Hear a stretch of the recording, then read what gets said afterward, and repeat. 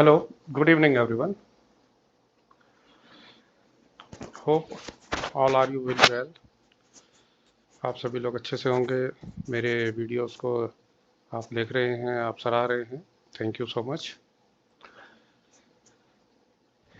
Indian government के जितने भी ऑफिसेज हैं, चाहे वो सेंट्रल गवर्नमेंट के ऑफिसेज हों, चाहे स्टेट गवर्नमेंट के ऑफिसेज हों, चाहे पब्लिक सेक्टर यूनिट्स हों, उन सभी को इंडिपेंडेंटली जो कॉन्स्टिट्यूशनल एक संस्था, कंट्रोलर एंड ऑडिटर जनरल या C&AG, इंडिपेंडेंटली एक ऐसी अथॉरिटी है कॉन्स्टिट्यूशन के अंतर्गत जो उनके अकाउंट्स को ऑडिट करती है।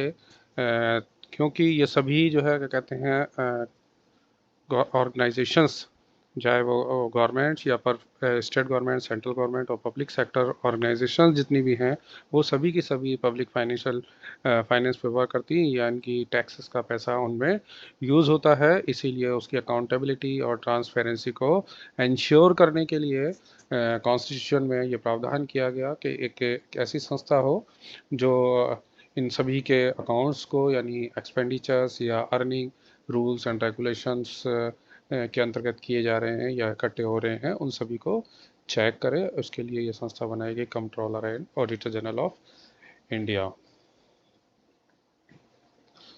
मैं राशिद अरशद कादरी, ज़रा सा सॉल्यूशन से ट्रैक ऑफ लर्निंग लगातार आपके लिए वीडियो लाता रहता हूँ। आज हम इसमें C&AG को छोटा सा डिस्कस करेंगे।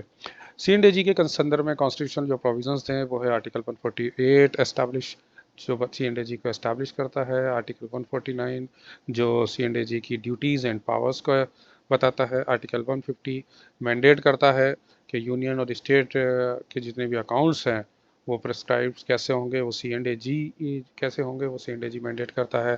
आर्टिकल 151 जो है क्या कहते हैं वो ये मैंडेट ये स्टिपुलेट करता है कि C&AG अपनी रिपोर्ट जो है स्टेट के संदर्भ में गवर्नर्स को और सेंट्रल गवर्नमेंट के संदर्भ में प्रेसिडेंट को देंगे, और जो है क्या कहते हैं प्रेसिडेंट के लिए बनाएंगे जो कि उसके पार्लियामेंट और स्टेट लेजिस्लेचर में उनको सबमिट करेंगे उन रिपोर्ट्स को। C&AG का अपॉइंटमेंट और उसका टर्नियर क्या होता है? इसका अपॉइंटमेंट प्रेसिडेंट ऑफ इंडिया द्वारा किया जाता है। ये 6 ईयर्स के लिए इसका अधिकतम जो काल होता है वो 6 ईयर हो सकता है, या 65 year age, whichever is earlier, दोनों में से जो भी पहले हो जाए। री अपॉइंटमेंट कभी भी नहीं कर सकते, एक C&AG को दोबारा से रीअपॉइंट नहीं किया जा सकता। अगर उसके टेन्योर से एक बार हट जाता है तो दोबारा से रीअपॉइंट नहीं किया जा सकता है। C&AG के फंक्शन बेसिकली क्या हैं? Audit of government accounts, government accounts को ऑडिट करना, ये देखना कि एप्रोप्रिएट और लीगल अकाउंटिंग हुई है रेवेन्यू और एक्सपेंडिचर्स की। पब्लिक सेक्टर एंटरप्राइजेस के इसी संदर्भ में जो है कहते हैं कंपनीज और कॉरपोरेशंस जो है उनके अकाउंट्स को एग्जामिन करना, जो कि गवर्नमेंट ऑन होते हैं। जो ग्रांट्स और लॉन्स जो दिए जाते हैं इंस्टीट्यूशंस और अथॉरिटीज़ को, उनको प्रॉपरली कि वो उसी काम के लिए यूटिलाइज हुए हैं या नहीं हुए हैं, इस चीज़ की ऑडिट करना। परफॉर्मेंस ऑडिट करना, ये देखना कि एफिशिएंसी, इकोनॉमी और इफेक्टिवनेस जो अपने रिसोर्सेज हैं इंडिया के, उनका प्रॉपर यूटिलाइजेशन हो रहा है या नहीं हुआ है।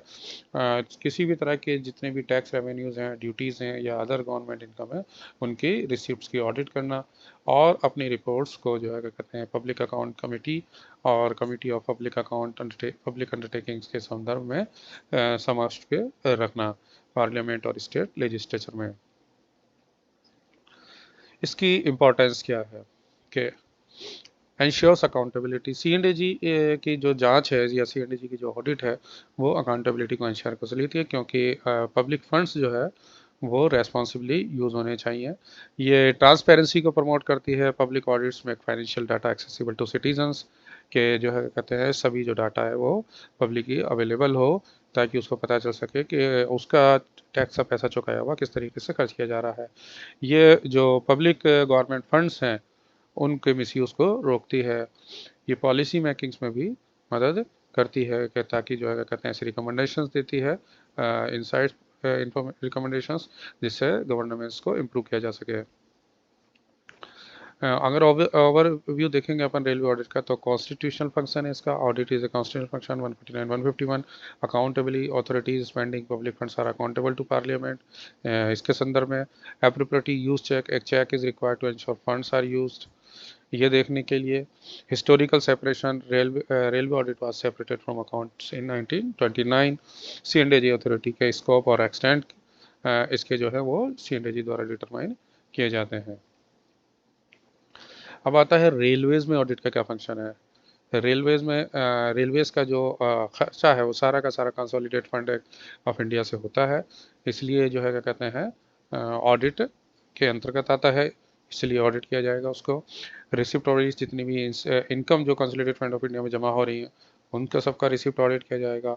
जितने भी ट्रांजैक्शन किए जाते हैं कंटीजेंसी फंड्स या पब्लिक अकाउंट्स से अदर जो हैं उनको ऑडिट किया जाएगा। Financial statement of audit, audit of trading, manufacturing, profit and loss account, balance sheet, subsidiary account जितने भी हैं उनकी भी ऑडिट करते हैं। इन्वेंट्री ऑडिट करते हैं स्टोर्स या स्टॉक अकाउंट्स के संदर्भ में। और ट्रांजैक्शन ऑडिटेड रिपोर्टिंग करते हैं कि जो भी ट्रांजैक्शंस किए गए हैं, जितना भी ऑडिट की जाती है उसकी रिपोर्टिंग। टाइप्स ऑफ ऑडिट क्या होते हैं, क्या है रेलवेज में दो तरह की ऑडिट हैं, एक है इंटरनल ऑडिट और एक्सटर्नल ऑडिट। इंटरनल ऑडिट को अगर देखें तो ये इंटरनल ऑडिट अंडर जो जनरल फाइनेंशियल रूल्स हैं उसमें 234 के अंतर्गत आता है, कि जो ये कहता है कि सभी ऑफिस जो है अपना एक ऐसा सिस्टम कायम करेंगे जो कि इंटरनली जो है क्या कहते हैं उनके अकाउंट्स को या उनके जितने भी ट्रांजेक्शन्स हैं उनको सबको ऑडिट करेगा। कंडक्ट तो इंडियन रेलवे में ये अकाउंट डिपार्टमेंट जो है क्या कहते हैं उसको कंडक्ट करता है। ये फाइनेंशियल एडवाइस प्रोवाइड करता है, प्रपोजल जो इन्वॉल्व इन फाइनेंस से रिलेटेड प्रपोजल उनको इवेल्यूट करता है, अकाउंट्स को जो है क्या कहते हैं मेंटेन करता है, रेलवे बजट को फार्मूलेट करता है, ये रिकॉर्ड्स को स्क्रूटनाइज करता है, स्टोर्स को वेरीफाई करता है, टीएनपीस को वेरीफाई करता है, ये ट्रैफिक अर्निंग्स और को वेरीफाई चेक करता है। इसके अलावा जो है क्या कहते हैं इस रेवेन्यू लॉस से बचने के लिए जो है क्या कहते हैं अपनी एडवाइसेस देता है और इस संदर्भ में चेक करता है। अपार्ट फ्रॉम इट एक एक्सटर्नल ऑडिट होती है, जो एक्सटर्नल ऑडिट जो है क्या कहते हैं वो अंडर जीएफआर रूल 233 है। ये कंट्रोलर जनरल जो है controller and auditor general of India यानी सी&एजी उसके संदर्भ में वो करते हैं, वो लोग करते हैं। एक्सटर्नल ऑडिट जो इंडियन रेलवे में होती है वो controller audit general of India के अंतर्गत जो है कहते हैं director of railway audit under the railway board जो रहता है उसके अंदर में की जाती है। और प्रिंसिपल डायरेक्टर ऑफ इसको डिप्टी सी&एजी कहते हैं, एक्चुअली मैंने डायरेक्टर ऑफ रेलवे ऑडिट बताया इसको, डिप्टी सी&एजी होता है ये, deputy controller general of India for the Indian railway, deputy C&AG रहता है। असिस्टेड बाय ये PDA principal director of audit द्वारा जो है क्या कहते हैं असिस्ट किए जाते हैं, और डिविजन्स में ये डिविजनल ऑडिट ऑफिसर द्वारा असिस्ट किया जाता है इनको। ये post audit process, strategy, recovers and account, इनकी हमेशा पोस्ट ऑडिट रहती है। इनके फंक्शन क्या रहते हैं, auditing financial sanction and rules, auditing tender document and contracts, इसके अलावा inspecting recovers and vouchers, checking internal audit mechanism के जो इंटरनली हम लोग ऑडिट कर रहे हैं वो मैकेनिज्म प्रॉपर है या नहीं है, सभी रिकॉर्ड तरह के चेक करना है।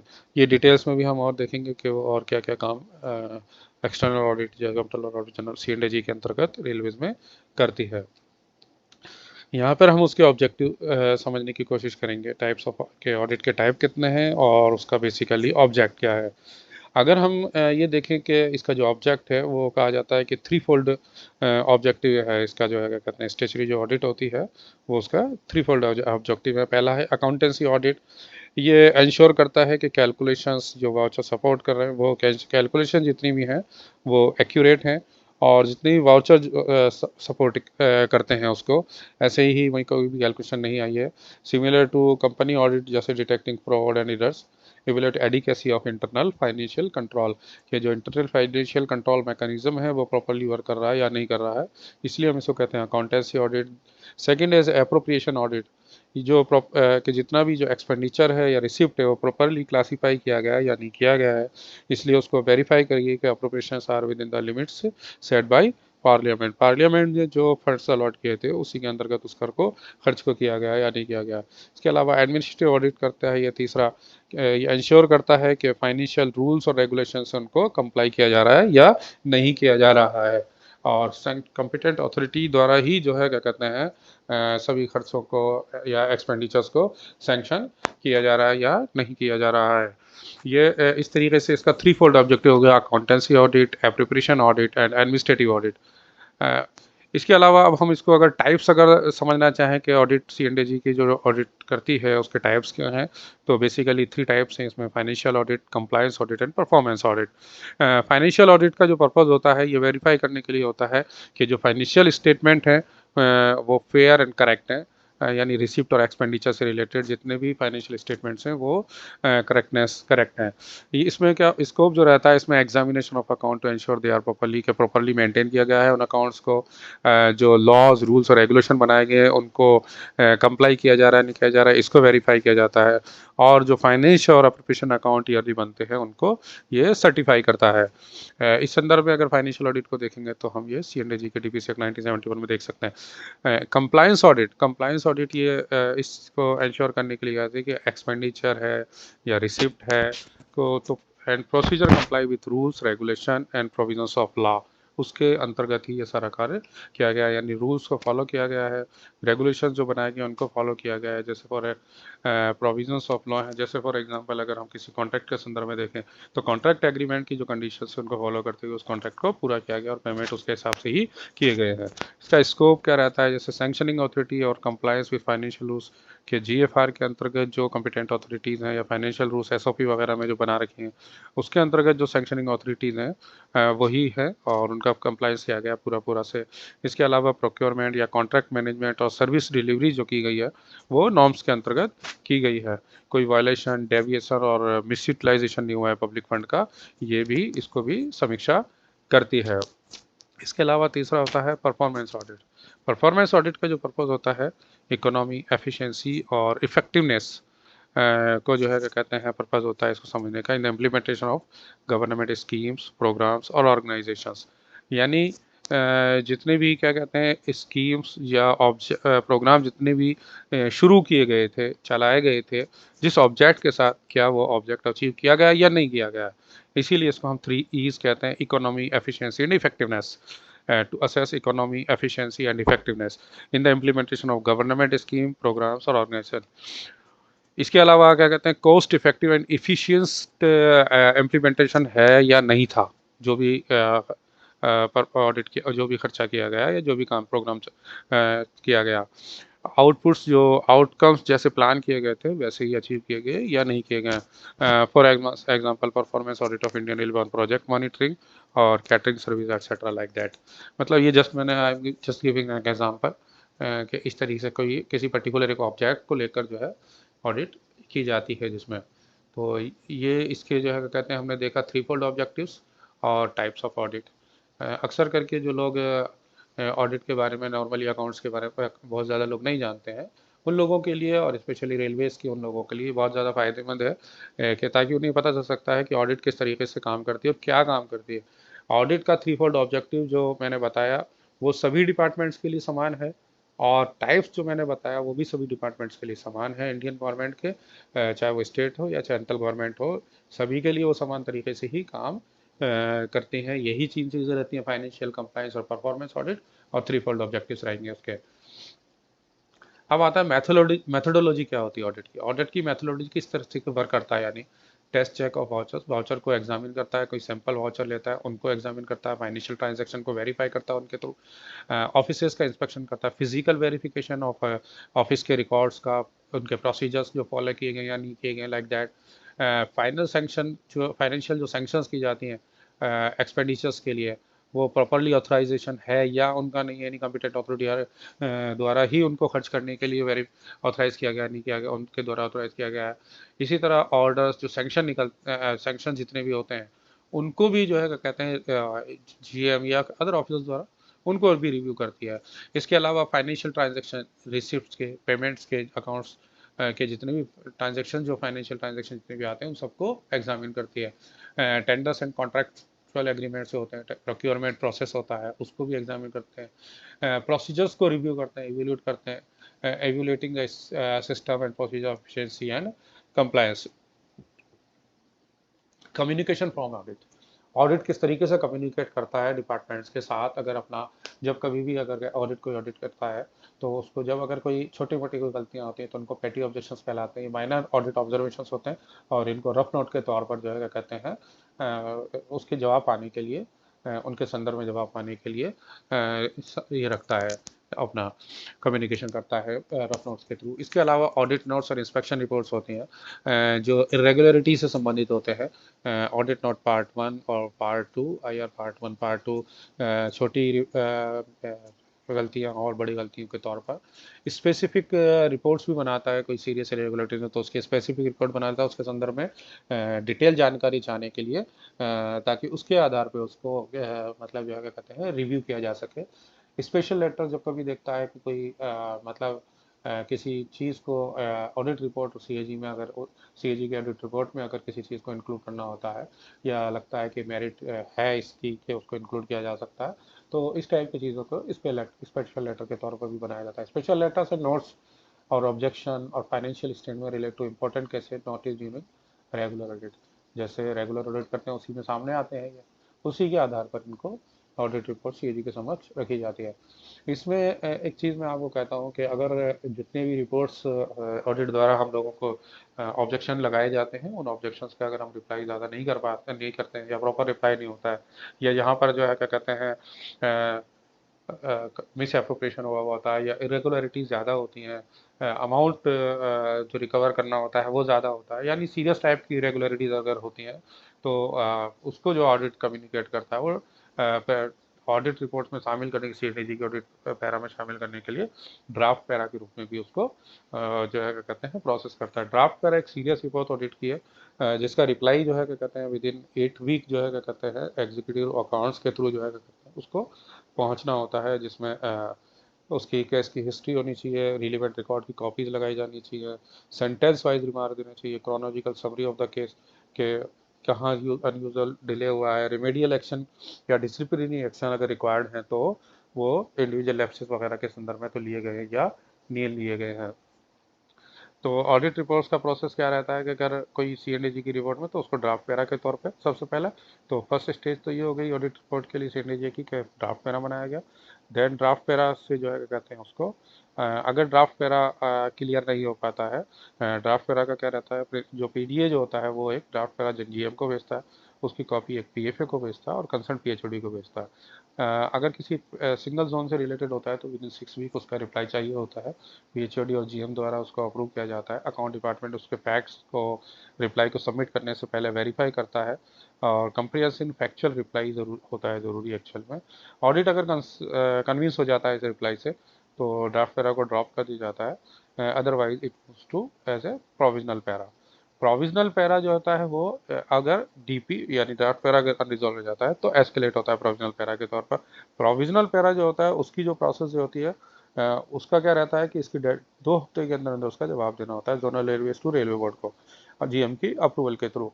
क्योंकि अब हमें ये पता है कि इसको ऑडिट पैरा बना दिया जाएगा और ये पीएससी के समक्ष जो है क्या कहते हैं सीएनडीजी की रिपोर्ट में जा सकता है, तो इसके लिए 2 हफ्ते का समय देते हैं कि ऑडिट इसको रेलवे बोर्ड के रेस्पॉन्स को एग्जामिन करता है और ऑडिट को अगर इसको कन्विंस हो जाता है तो प्रोविजनल पैरा भी ड्रॉप हो जाता है, अदरवाइज ये ऑडिट पैरा बन जाता है फाइनल सीएनडीजी की रिपोर्ट में जो पीएससी के समक्ष प्रस्तुत होता है और देन उसके ऊपर पीएससी के जो है क्या कहते हैं एग्जामिनेशन के अकॉर्डिंगली उस पर एक्शन लिया जाता है। अब पीएससी का एक्शन क्या रहता है वो भी पीएससी की जो रिकमेंडेशन रहती है, जब पीएससी उस ऑडिट रिपोर्ट को पढ़ती है, जो ऑडिट पैरा जाते हैं तो उन ऑडिट पैरा के आधार पर 3 स्टेजेस रहती हैं उसकी जो रिकमेंडेशंस ऑन पीएससी रिकमेंडेशंस, कि पीएससी को रिकमेंडेशन देती है तो एक्शन टेकन नोट बनाया जाता है, गवर्नमेंट सबमिट करती है कि उसने उस पर्टिकुलर संदर्भ में क्या एक्शन लिया है। जब एक्शन टेकन नोट जो है क्या कहते हैं जब वापस पीएससी को सबमिट किया जाता है तो पीएससी उसको कंसीडर करती है गवर्नमेंट की व्यू को और अपनी रिपोर्ट को अगर कंसीडर करती है तो रिपोर्ट को जो है क्या कहते हैं प्रेजेंट करती है। फिर उसके बाद एक्शन टेकन फाइनल जो गवर्नमेंट की रिपोर्ट होती है usually laid before the house without further PSC examination. इसके बाद जो एक्शन टेकन स्टेटमेंट बनता है एक्शन टेकन रिपोर्ट के बाद एक्शन टेकन स्टेटमेंट जो कि गवर्नमेंट हाउस में रखा जाता है, पार्लियामेंट में रखा जाता है, बिना पीएससी एग्जामिनेशन के ही सीधा डायरेक्ट रखा जाता है। इसका जो ऑडिट्स की रिपोर्टें बनी हमने जितनी पढ़ी है ना क्या कहते हैं, चाहे वो रफ ऑडिट नोट हो, चाहे वो जो है क्या कहते हैं ऑडिट रिपोर्ट्स हों, चाहे जो है क्या कहते हैं स्पेशल लेटर्स हो या ड्राफ्ट पैराज हो, सभी का जो डिस्पोजल का जो एक सिस्टम रहता है कि audit reports must be address promptly, हम उसको ध्यान रखें। ऑडिट नोट पार्ट 2 जो है inspection report part 2 account level पर क्रॉस की जा सकती हैं उनको, उनके लिए जो है कहते हैं सिर्फ जैसे कोई छोटी मोटी रिकवरी दिखाई दी और रिकवरी को कंप्लीट करके, इसके अलावा कोई अगर प्रिकॉशनरी मेजर्स बताए गए तो उनको फॉलो करके इसको बंद किया जा सकता है। ये अकाउंट लेवल पर डिवीजन में सीनियर डीएफएम और हेडक्वार्टर में कंसर्न एफएनसी इसको बंद कर सकते हैं। इसके अलावा जो है क्या कहते हैं ऑडिट नोट पार्ट 1 और इंस्पेक्शन रिपोर्ट जो पार्ट 1 के रिप्लाई करने होते हैं अकाउंट ऑफिस के थ्रू ऑडिट ऑफिस को, ये ऑडिट ऑफिस द्वारा बंद किए जाते हैं। सीनियर ऑडिट ऑफिसर जो डिविजनल ऑडिट ऑफिसर होते हैं उनके द्वारा, अथवा जो है क्या कहते हैं हेडक्वार्टर या जोनल रेलवेज में पीटीए जो रहते हैं उनके द्वारा इनको बंद किया जाता है, बंद किया जाता है।